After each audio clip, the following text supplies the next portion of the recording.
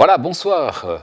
J'avais envie de faire une fois une petite capsule un peu plus à la lueur des bougies, un peu plus proche de Noël. On arrive un peu sur la fin de notre calendrier de l'Avent, de ces petites capsules qu'on fait chaque soir, chaque jour. Et aujourd'hui, j'avais envie de partager avec toi un texte que j'ai reçu par email d'une dame qui s'appelle Hélène Bonhomme. Peut-être que, surtout les dames, peut-être connaissent un peu plus. Elle fait un site, elle envoie des choses, beaucoup de travail autour des mamans, des familles, etc., d'un site qui s'appelle Les Fabuleuses. Fabuleuse.com, sauf erreur. Donc Hélène Bonhomme a travaillé ou travaille avec une autre personne qui habite en Suisse et qui est pasteur dans le Chablais et qui s'appelle Alice Corbat. Et j'avais envie de partager un peu avec vous le contenu d'un message qu'elle a envoyé cette semaine et qu'on pourrait intituler de la manière suivante « Quel Noël est-ce que j'ai envie de transmettre plus loin dans les générations qui me suivent ?» Alors, je me suis beaucoup inspiré, j'ai repris une grande quantité du texte que Alice Corbat a présenté, et puis je l'ai un peu remanié un peu à ma sauce, donc c'est un peu un mix entre ce qu'elle a écrit et ce que moi j'ai un petit peu remanié. Voilà. Quel Noël je veux transmettre ? Depuis que je suis maman, alors voilà, la question de la transmission m'habite fortement. Que vais-je transmettre à mes enfants ? Quel monde, quelle valeur, quelle origine, quelle langue, quelle famille, quelle expérience, quelle croyance ? En ce temps d'avant, cette période d'attente jusqu'à Noël, je me pose cette question aussi. Qu'ai-je envie de transmettre de Noël à ma fille, à ma famille ? Alors vous me direz, pour une pasteur, c'est une réponse facile vu que c'est une des fêtes chrétiennes les plus importantes et que c'est mon métier d'en parler autour de moi. C'est en partie vrai.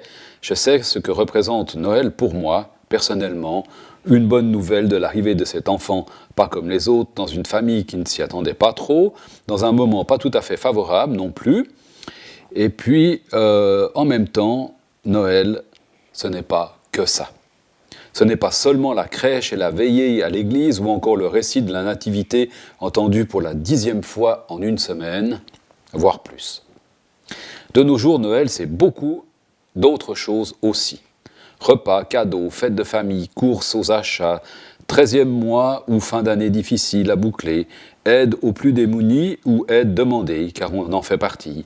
Retrouver enfin des proches pas vus depuis une année ou plus, subir le grand-oncle lors du 8e repas de famille d'affilée, sans oublier les traditions familiales d'aller décorer un sapin dans la nature, regarder un film de Noël le soir du 24 ou sauter dans le lit des parents le matin du 25.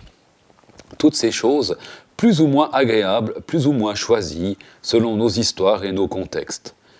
En cette année 2021, il y a probablement une bonne quantité de tout ça qui ne pourra pas se vivre ou pas comme d'habitude. Soulagement peut-être, tristesse aussi, selon les uns et les autres. Mais alors, qu'est-ce qu'on va vivre ? Certains disent « il faut sauver Noël ». Mais que faut-il sauver de Noël ? Ou plutôt, toi, chère fabuleuse, toi, cher internaute, que veux-tu sauver de Noël cette année ? Qu'est-ce qui est le plus important pour toi dans cette fête et qui mérite que tu te battes pour que ça soit vécu cette année, ne serait-ce qu'un tout petit peu. Quel est le cœur de cette fête pour toi, ce qui te fait vibrer, qui te rappelle ton enfance, par exemple, et que tu veux coûte que coûte transmettre à tes propres enfants ou vivre avec ceux que tu vas rencontrer pendant ces fêtes de Noël.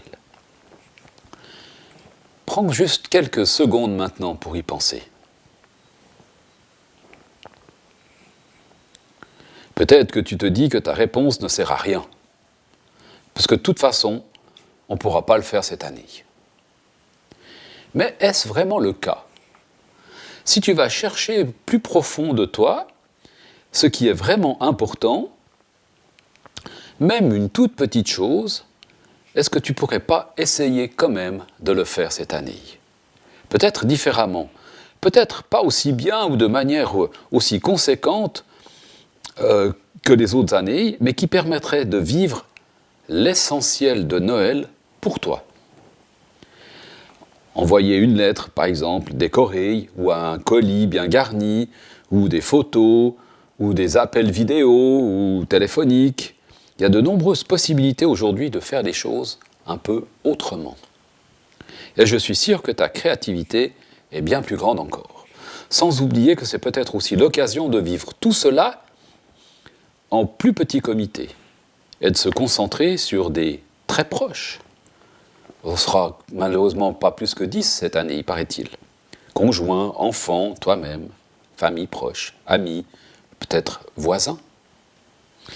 Pas besoin d'en faire des tonnes non plus. Un tout petit peu de l'essentiel, c'est déjà beaucoup. Alors que souhaites-tu transmettre de Noël à tes enfants ou à tes proches cette année? Qu'est-ce qui est le plus important pour toi dans cette fête? Qu'est-ce que tu as envie de pouvoir vivre cette année, même si ce n'est pas comme d'habitude? Et je m'inspire, pour terminer, des mots d'Alice Corbat, qui dit « Chère fabuleuse, cher internaute, je te souhaite un Noël lumineux, rempli de ce qui est essentiel pour toi, dont toi et tes enfants ou tes proches pourrez vous rappeler pendant encore longtemps. » Alors, belle soirée.